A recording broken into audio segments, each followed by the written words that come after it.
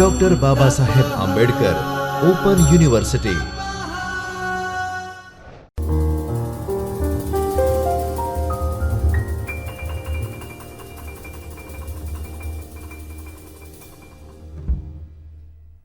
નમસ્કાર તાલીમાર્થી મિત્રો, doctor Baba Saheb Ambedkar open યુનિવર્સિટીના શિક્ષણશાસ્ત્ર વિભાગમાંથી હું ડૉક્ટર હિના રાવલ આપ સૌનું હૃદયપૂર્વક સ્વાગત કરું છું.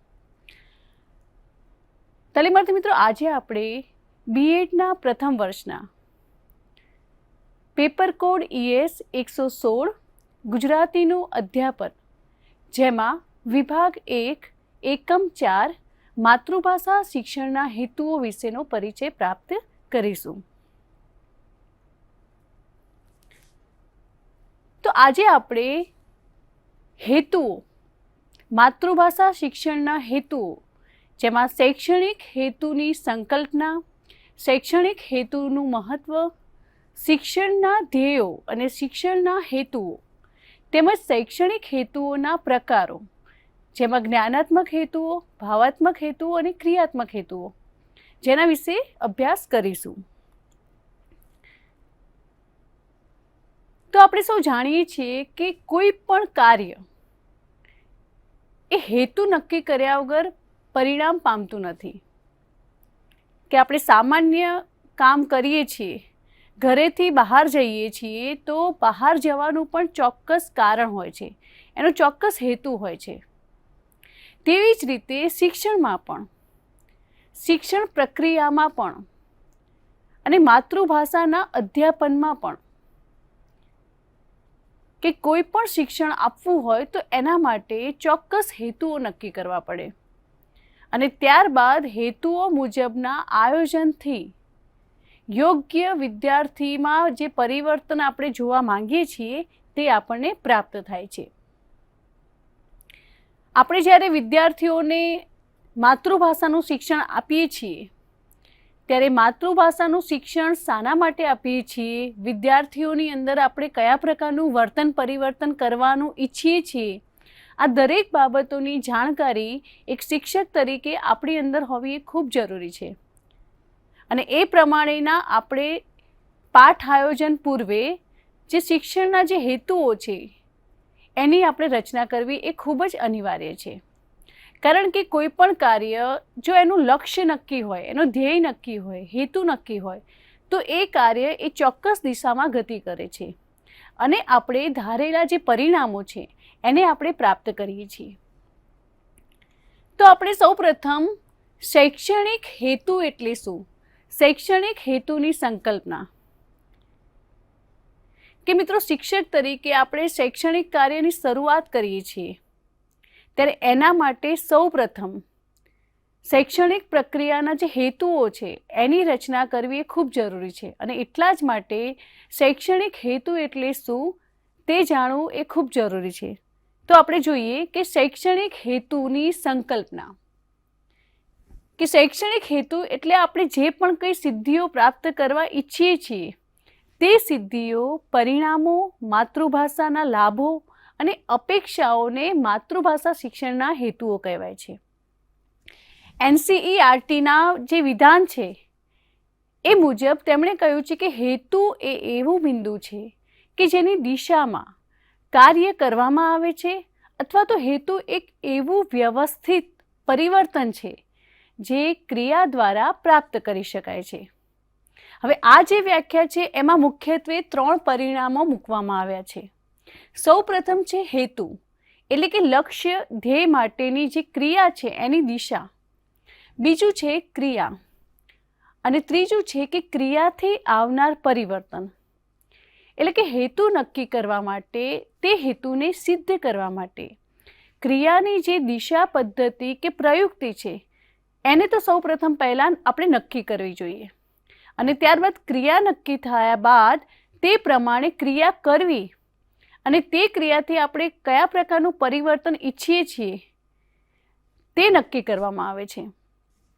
કે આપણે વર્તમાન જે હેતુલક્ષી અને મૂલ્યાંકનલક્ષી શિક્ષણની જે સંકલ્પના છે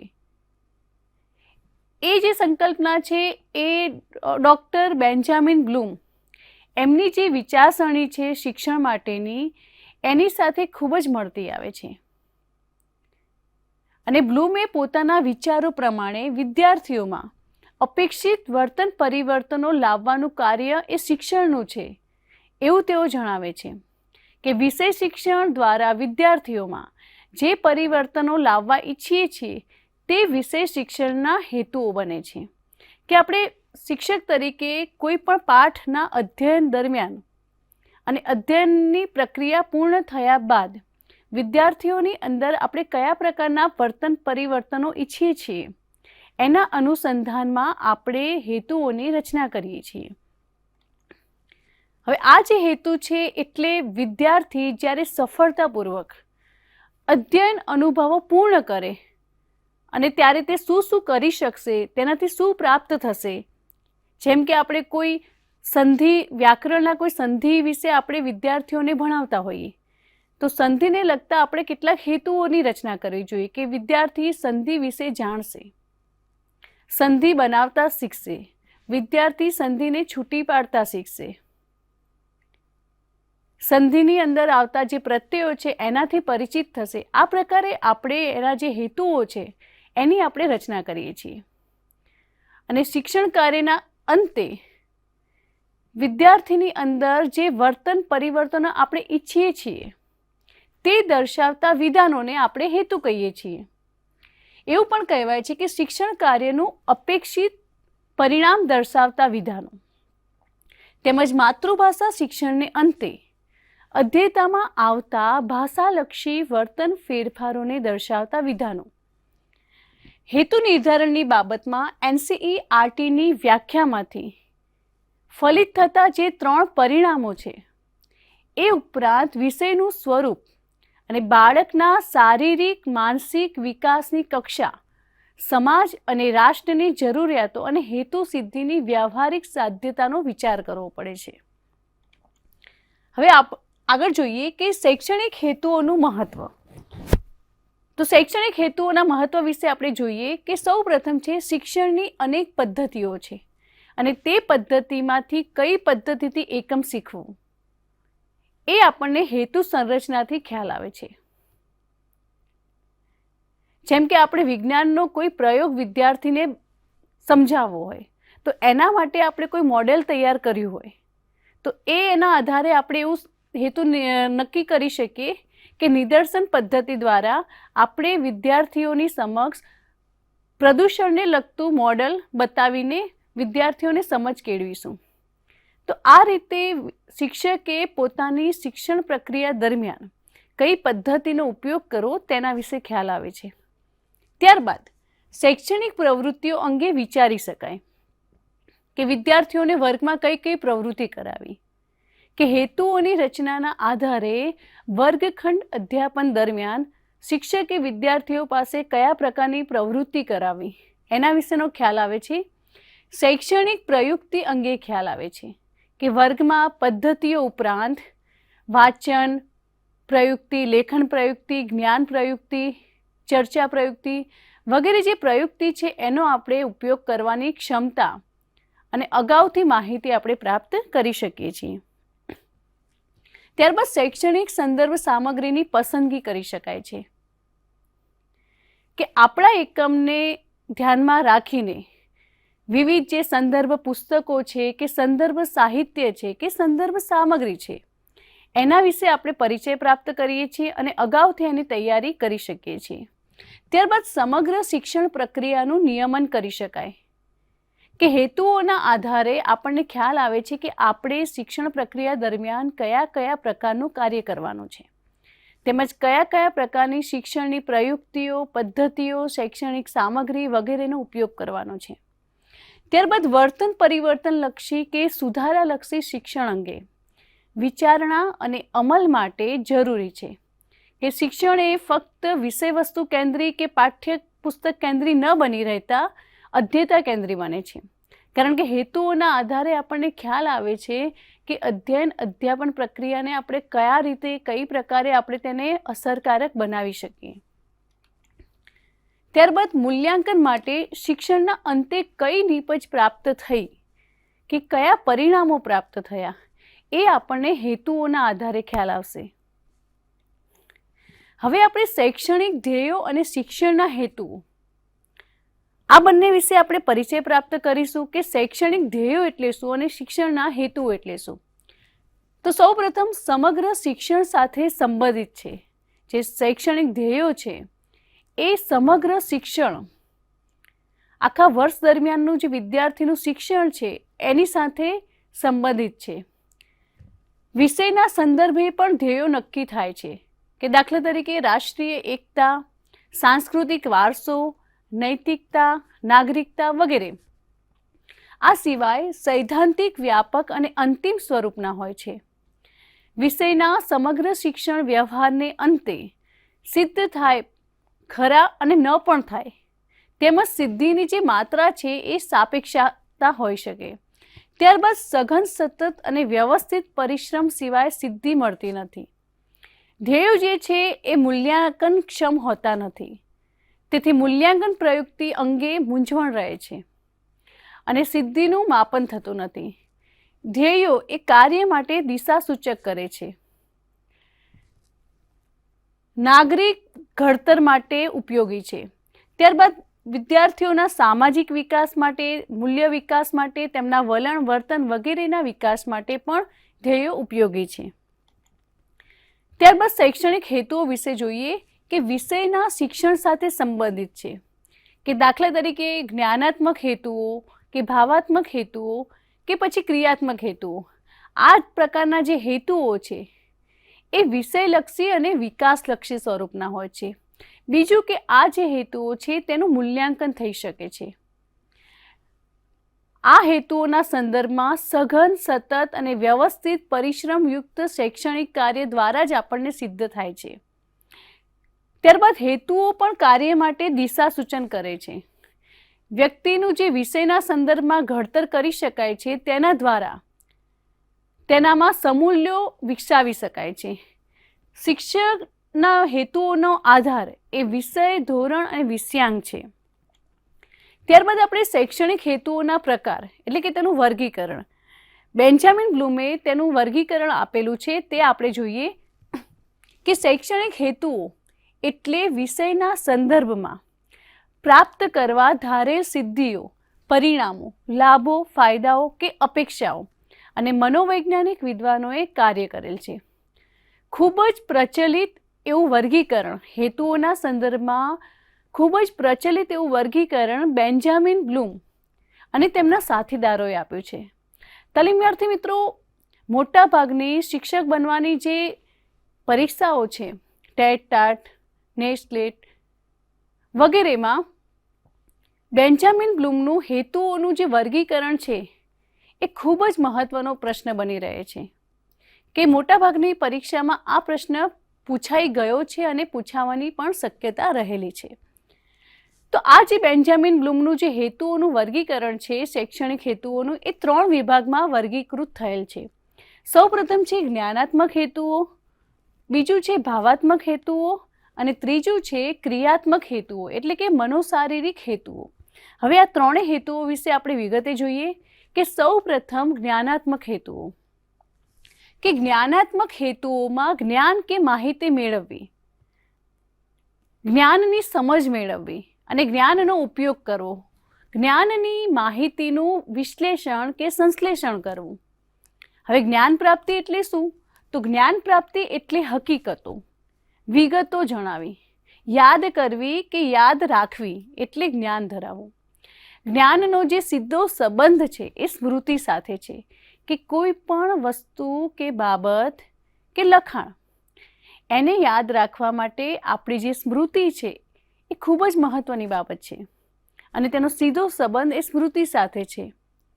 હવે મહત્વનું એ છે કે જે સામગ્રી આપણે યાદ કરવાનું કહેવામાં આવે છે તે જરૂર પડે, જ્યારે માણસને જરૂર પડે છે એ સામગ્રીની, ત્યારે આપણને યાદ આવે છે ખરી અને હકીકતમાં તે યાદ આવવી જોઈએ. કે જ્ઞાન પ્રાપ્તિનો હેતુ એ સૌથી નિમ્ન સ્તરમાં આવે છે કે હેતુઓ પણ એની કક્ષાના સંદર્ભમાં કોટીમાં વર્ગીકૃત થયેલા છે કે સૌથી નિમ્ન કે કોઈ પણ લખાણ હોય કે વિષય વસ્તુ હોય એને યાદ રાખવાનું.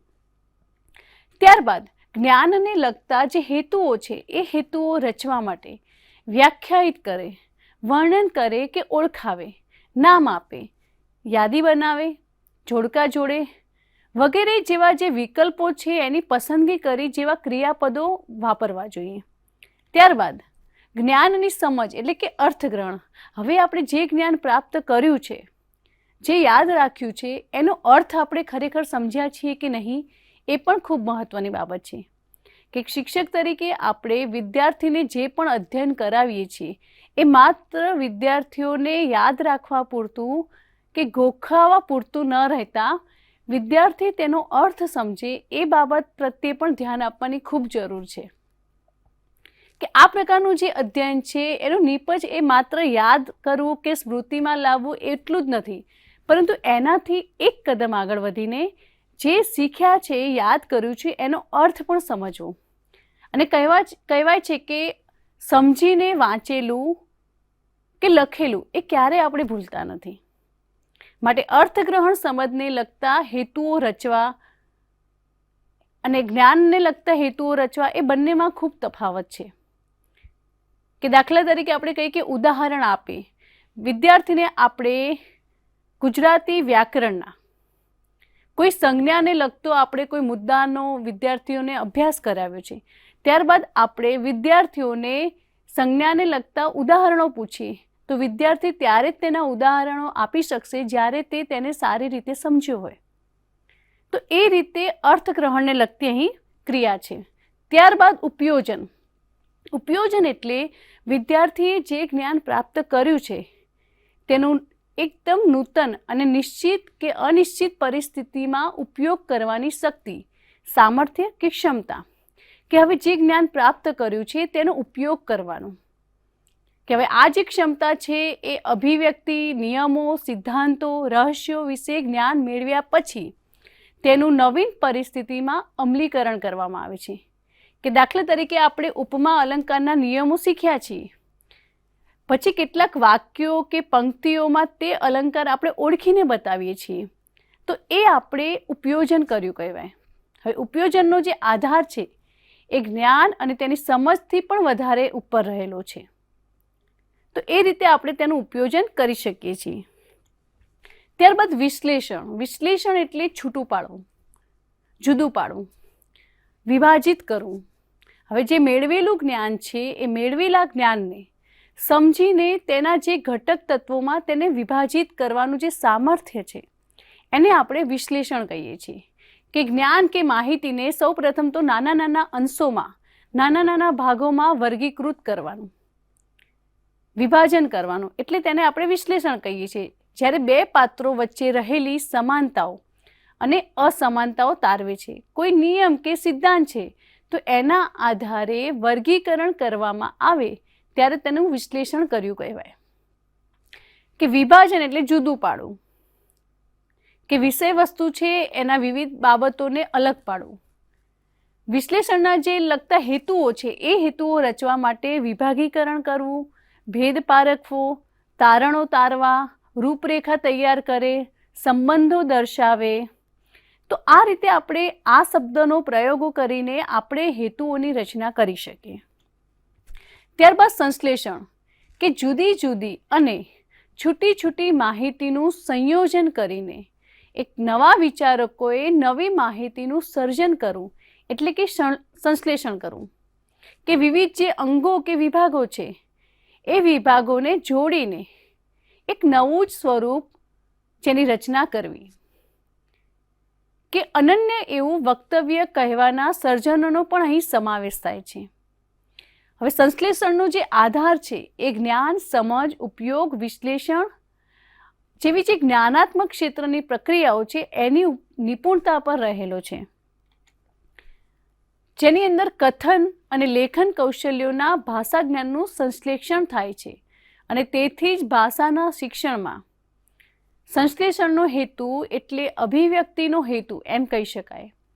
સંશ્લેષણનો જે હેતુ છે એ હેતુ રચવામાં મોટાભાગે આપણે આ પ્રકારના શબ્દોનો પ્રયોગ કરીએ છીએ કે વિદ્યાર્થી વર્ગીકરણ કરે, વિદ્યાર્થી શ્રેણીકરણ કરે, વિદ્યાર્થી રચના કરે, વિદ્યાર્થી સંગઠન કે સુગઠન કરે, યોજના બનાવે, પુનઃરચના કરે જેવા આપણે શબ્દ પ્રયોગોનો ઉપયોગ કરીએ છીએ. ત્યારબાદ મૂલ્યાંકન, કે મૂલ્યાંકન એટલે સામગ્રી અંગે નિર્ણય લેવાની, મૂલ્યાંકિત કરવાની શક્તિ. હવે આવો નિર્ણય એ કોઈ પૂર્વ નિશ્ચિત હેતુના સંદર્ભમાં કરવામાં આવે છે. મૂલ્યાંકનનો જે હેતુ છે એ રચના માટે અર્થઘટન આપે, મૂલ્યાંકન કરે, તુલના કરે, તેમજ ફલિતાર્થો તારવે છે, ટિપ્પણી કરે છે, ભેદ પારખે, ઉચિત ઠેરવે વગેરે બાબતોનો અહીં અભ્યાસ કરવામાં આવે છે. કે જ્ઞાનાત્મક જે હેતુઓ છે એ હેતુઓમાં સૌથી ઉચ્ચ કક્ષાનો હેતુ એ મૂલ્યાંકનનો છે. અને આ રીતે જ્ઞાન પ્રાપ્તિ એ નિમ્ન સ્તરે આવશે અને ચડતા ક્રમમાં જોઈએ તો જ્ઞાન પ્રાપ્તિની સમજ, ઉપયોજન, વિશ્લેષણ, સંશ્લેષણ અને મૂલ્યાંકન, એમ મૂલ્યાંકન એ ઉચ્ચ કોટીનો હેતુ સાબિત થાય છે. હવે આપણે બેન્જામિન બ્લૂમે હેતુઓના જે પ્રકાર આપ્યા છે તે પૈકી ભાવાત્મક હેતુઓ વિશે પરિચય પ્રાપ્ત કરીશું. કે ભાવાત્મક હેતુ એટલે શું? કે ભાવાત્મક હેતુઓ એટલે આનંદ અનુભવવો, અભિરુચિ કેળવવી, કદર કરાવવી, પ્રતિભાવ આપવું, ગમો અણગમો થવો, મૂલ્યો કેળવવા જેવા જે હેતુઓ છે એનો સમાવેશ કરવામાં આવે છે. કે ભાવાત્મક ક્ષેત્રના જે હેતુઓ છે એ મૂલ્યાંકનક્ષમ કે અવલોકનક્ષમ હોતા નથી. તેમાં લાગણી, ભાવ કે ઉર્મિઓને વિશેષ સ્થાન છે અને તરત જ મૂલ્યાંકન કરવામાં આવે તેને તે લાગણી, ભાવ કે ઉર્મિ થઈ હોય તે જણાય ખરી. કે કોઈ આપણે વાત કરીએ કે કોઈ ભજન સાંભળે અને તે ભજનમાં દર્શાવેલ વિગતોને આધારે તેને ભગવાન પ્રત્યે પ્રેમ જાગે અને તે સમયે તે તેમાં મગ્ન બની જાય છે. કદાચ તે ભક્તિ પણ કરવી જોઈએ તેવું પણ માનવા લાગે છે, પરંતુ હકીકતમાં તે ભક્તિ તરફ વળી જશે તે કહેવું એ ખૂબ જ મુશ્કેલ છે. અને આથી ભાવાત્મક હેતુઓ એ ભાવ સાથે જોડાયેલા હોવાથી મૂલ્યાંકનક્ષમ હોતા નથી. કે આજે કોઈ પણ બાબત કે ઘટના પ્રત્યે વ્યક્તિ પોતાનો અલગ પ્રકારનો ભાવ દર્શાવે છે તો થોડા સમય પછી એ જે ઘટના પ્રત્યે વ્યક્તિનો એ જ ભાવ રહેશે એની કોઈ નિશ્ચિતતા નથી. માટે જ તેનું મૂલ્યાંકન કરવું એ ખૂબ જ મુશ્કેલ છે. હવે ભાવાત્મક જે હેતુઓ છે એને 5 વિભાગોમાં વર્ગીકૃત કરવામાં આવ્યા છે. કે સૌ પ્રથમ છે ગ્રહણ, ત્યારબાદ પ્રતિચાર, ત્રીજું છે મૂલ્ય અધિગ્રહણ, ચોથું છે સંગઠન કરે અને પાંચમું વ્યક્તિત્વ નિર્માણ. હવે ગ્રહણ એટલે શું? કે આપેલી જે સામગ્રી છે એને આત્મસાત કરવી એટલે કે ગ્રહણ કરવી. આ ક્ષમતાની અભિવ્યક્તિ એ વિદ્યાર્થીને વિષય વસ્તુમાં રસ કે અભિરુચિ કેળવાયા છે કે નહીં તેના આધારે થઈ શકે. હવે ગ્રહણને લગતા જે હેતુઓ છે એ રચવા માટે શ્રવણ કરે, ધ્યાન આપે, સભાન થાય, સંવેદનશીલતા દર્શાવે, અનુસરે વગેરે અહીં આવે છે. ત્યારબાદ પ્રતિચાર, કે શિક્ષણ કાર્ય દરમિયાન વિદ્યાર્થી શિક્ષકને અધ્યયન અધ્યાપન પ્રક્રિયા દરમિયાન પ્રતિચાર આપે છે, સહકાર આપે છે. હવે આ બાબતની જે પ્રતીતિ છે એ વિદ્યાર્થી વર્ગમાં જ્યારે શિક્ષક પ્રશ્નો પૂછે છે ત્યારે ઉત્તર આપે છે, કદર કરે છે, શિક્ષક વિદ્યાર્થીની મદદ કરે છે, વિદ્યાર્થી શિક્ષકની મદદ કરે છે, વિદ્યાર્થી એ શિક્ષણની દરેક પ્રક્રિયામાં ભાગીદાર બને છે, એ વગેરે બાબતો અહીં સમાવેશ પામી છે. ત્યારબાદ મૂલ્ય અધિગ્રહણ, કે વિષય વસ્તુ શીખ્યા બાદ વિદ્યાર્થી તેમાં રહેલા મૂલ્યને સ્વીકારે અને જીવનમાં તેને સ્થાન આપી મૂલ્યશીલતા કેળવે તે મૂલ્ય અધિગ્રહણ છે. કે મૂલ્ય અધિગ્રહણને લગતા જે હેતુઓ છે એ હેતુઓ રચવા માટે સાર્થકતા સિદ્ધ કરે, પહેલ કરે, કાર્યમાં જોડાય, દરખાસ્ત મૂકે, નિસ્બત દર્શાવે જેવા ક્રિયાપદો ઉપયોગી સંગઠન કરે છે. ત્યારબાદ સંગઠન કરે, કે વિષય વસ્તુને આધારે વિદ્યાર્થી એ સ્વમૂલ્યાંકન કરીને પોતાનામાં રહેલી ખામીઓ અંગે વિચારે અને તેને દૂર કરવા વિચારે તેને આપણે સંગઠન કહીએ છીએ. કે સંગઠનને લગતા કેટલાક જે હેતુઓ છે એ રચવા માટે મૂલ્યોની તુલના કરે, પરિવર્તન કરે, વળગી રહે, દ્રષ્ટિકોણ સ્પષ્ટ કરે વગેરે બાબતો અહીં સમાવેશ પામી છે. ત્યારબાદ ક્રિયાત્મક હેતુઓ. હવે ક્રિયાત્મક હેતુઓ એટલે વિદ્યાર્થીઓ ક્રિયાઓ કરે, કાર્ય કરે, પ્રવૃત્તિ કરે, વિદ્યાર્થીઓ પોતાના શરીરના અંગોનો ઉપયોગ કરીને ક્રિયાશીલતા કેળવે તેને આપણે ક્રિયાત્મક હેતુ કહીએ છીએ. કે મોટાભાગે આ હેતુ એ મનોશારીરિક હેતુ પણ તેને આપણે કહીએ છીએ કે વિદ્યાર્થીઓની મન અને શારીરિક જે ચેષ્ટાઓ છે એના આધારે આ હેતુઓની રચના થાય છે. કારણ કે જ્યારે વિદ્યાર્થી ક્રિયા કરે છે ત્યારે શરીરના અંગોનો ઉપયોગ તો કરે જ છે, પણ તેની સાથે સાથે તેને વિચારવું પડે છે, નિર્ણય કરવો પડે છે, સમજવું પડે છે, એવી કેટલીક તે માનસિક ક્રિયાઓ પણ કરે છે. આમ ક્રિયાત્મક હેતુ જે છે એની સંરચના માટે સુલેખન કરે, આકૃતિ દોરે, આલેખ બનાવે, વિદ્યાર્થી ચાર્ટ રચે, સ્કેચ રચે, પ્રયોગ દોરે વગેરે પ્રકારના જે શબ્દો છે એનો ઉપયોગ કરીને હેતુની રચના કરી શકે છે. ત્યારબાદ કાવ્યના સંદર્ભમાં હોય તો કાવ્યનું ગાન કરે, કાવ્ય પઠન કરે, ઉચ્ચારણ કરે વગેરે પ્રકારે શિક્ષક એ હેતુઓની રચના કરે છે. ત્યારબાદ જોઈએ કે આમ આપણે જોયું કે અધ્યયન અધ્યાપન પ્રક્રિયામાં શૈક્ષણિક હેતુઓ એ અધ્યયન પ્રક્રિયાની નિષ્પત્તિ માટે એ ખૂબ જ મહત્ત્વના છે. કારણ કે તેના પરિણામ યોગ્ય પ્રાપ્ત કરવા માટે જે જ્ઞાનાત્મક હેતુ, ભાવાત્મક હેતુ અને મનોશારીરિક હેતુઓ જે છે એની રચના એ ખૂબ જ મહત્ત્વની છે અને તેના અનુસંધાનમાં જ આપણે વિદ્યાર્થીઓમાં વર્તન પરિવર્તન જે કરવા માંગીએ છીએ તે યોગ્ય પ્રમાણે આપણે તેને પ્રાપ્ત કરી શકીએ છીએ. માટે શિક્ષણમાં શૈક્ષણિક હેતુ એ ખૂબ જ મહત્ત્વના છે. તો તાલીમાર્થી મિત્રો, આજના લેક્ચરમાં આપણે અહીં જ અટકીએ. હવે અત્યાર સુધી આપણે જે મુદ્દાઓનો અભ્યાસ કર્યો એને લગતા આપણે સ્વાધ્યાયના પ્રશ્નો જોઈએ કે સૌ પ્રથમ છે શૈક્ષણિક હેતુ એટલે શું. ત્યારબાદ શૈક્ષણિક હેતુઓનું મહત્ત્વ જણાવો. ત્રીજો પ્રશ્ન છે બેન્જામિન બ્લૂમે હેતુઓનું કરેલ વર્ગીકરણ વિગતે સમજાવો. અને ચોથો પ્રશ્ન છે શૈક્ષણિક હેતુઓનું વર્ગીકરણ કરો. તો તાલીમાર્થી મિત્રો, આજના લેક્ચરમાં આપણે શૈક્ષણિક હેતુઓની સંકલ્પના, શૈક્ષણિક હેતુઓનું વર્ગીકરણ વગેરે વિશે અભ્યાસ કર્યો. હવે પછીના વ્યાખ્યાનમાં એક નવા જ મુદ્દા સાથે આપણે સૌ ફરી મળીશું. ધન્યવાદ. સ્વાધ્યાયઃ